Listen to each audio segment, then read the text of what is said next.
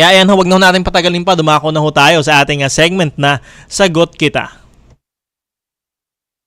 Mga legal concern na nais mabigyang kalinawan. Sagot kita! Mga nasusulat ukol sa batas na hindi lubusang maintindihan.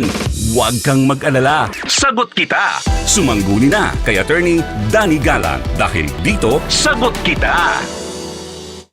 Dito sa Sagot Kita, sagot ko po kayo at ang inyong mga katanungang legal. Mag-text na inyong katanungan, komento o reaksyon sa ating programa sa cellphone number na 0917-626-1169, 0917-626-1169. Hanapin ang ating live stream sa Usaping Legal Facebook page at sa Facebook page ng Radyo Pilipinas.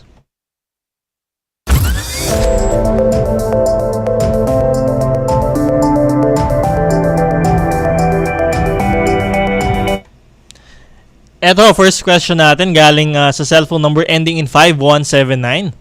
Good morning, attorney. Ako po ay nasuspinde ng 15 days dahil sa pagtatanong ko sa kapwa empleyado kung meron po siyang problema sa akin. Dahil sasapakin niya daw ako sa harapan ng mga boss. Tinanong ko lang po kung may problema sa akin yung kapwa employer at na-consider na naghamon daw po ako ng away. Nasuspinde po ako ng 15 days at lagpas na pong 15 days ang aking suspinde. At hindi pa din po ako nakakabalik sa work. 7 years at 11 months na po akong empleyado sa aking pinapasukan. Sana po ay matugunan ninyo ang aking katanungan.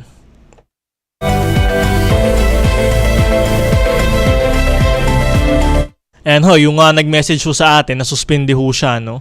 Nasuspindi ho siya for 15 days dahil nga ho, tinanong daw niya yung kapwa niya empleyado kung may problema ho sa kanya. So, ang sabi ho ng kanyang employer ay ikaw ay naghahamon ng away, ikaw ay sususpendihin namin for 15 days. Ngayon, lumipas na daw ho yung 15 days ay hindi pa ho siya pinapabalik. So, ano ho yung mangyayari ho sa kanya? Siya ho ay regular na empleyado kasi 7 years na ho. 7 years at 11 months na ho siyang empleyado doon sa kanyang pinapasukan.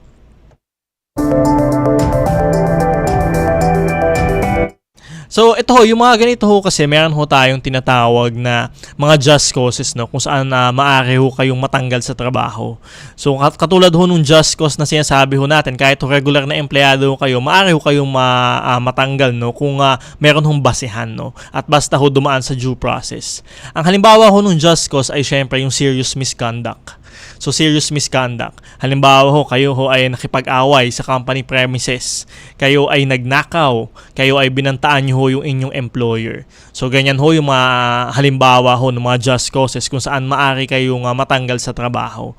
So, dito ho, siya ho ay sabi nga daw ho ng kanyang employer ay siya ho ay naghamon ng away. Although sa kanya ay tinatanong lamang ho niya kung may problema ho sa kanya. No? So, nakita ho yung ng employer na siya ho ay naghahamon ng away. No? Kaya ho sinuspende ho siya for 15 days. So, yung suspension naman ho na yun, syempre prerogative naman ho yun ng kanyang employer.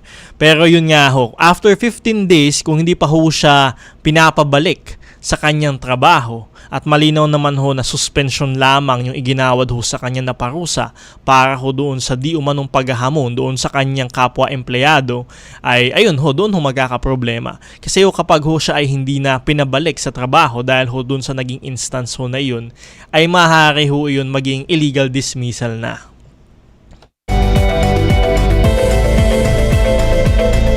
At syempre kung tatanggalin ho kayo sa trabaho, ito ho yung sinasabi ho nating due process, kailangan ho dumaan sa 2-notice rule.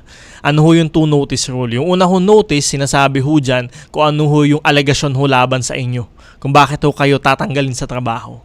At yung pangalawang notice naman ho ay ito ho yung sinasabi kung ano yung naging desisyon ho ng management, no, ng employer na kayo ay tanggalin at ano yung rason bakit ho kayo tinatanggal.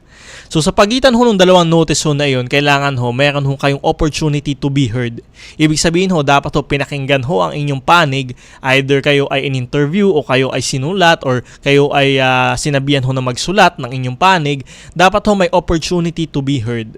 So ayan ho. So ibig sabihin ho kapag ho ay kahit ho gaano pa ho ka-grave, no? Gaano kagrabe yung ginawa ho ninyo, ay kung hindi ho ito dumaan sa proseso ho na ito na 2-notice rule at yung opportunity to be heard, matatawag pa din ho yan na illegal dismissal.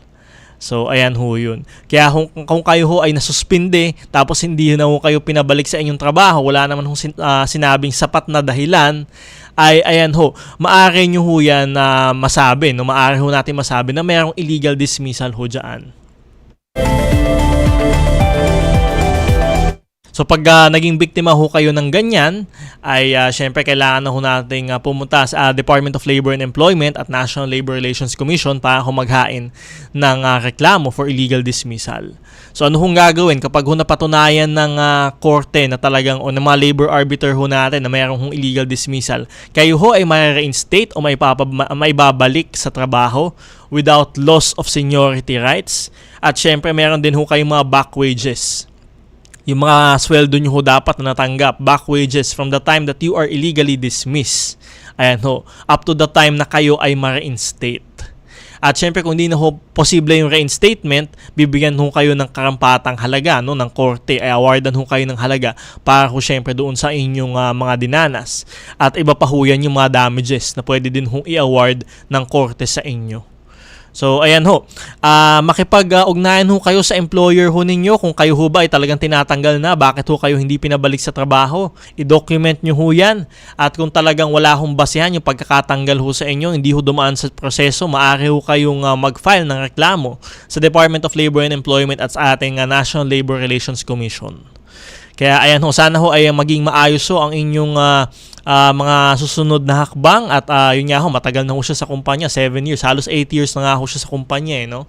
So sana ho maging maayos ho ang inyong maging usapan ng inyong employer.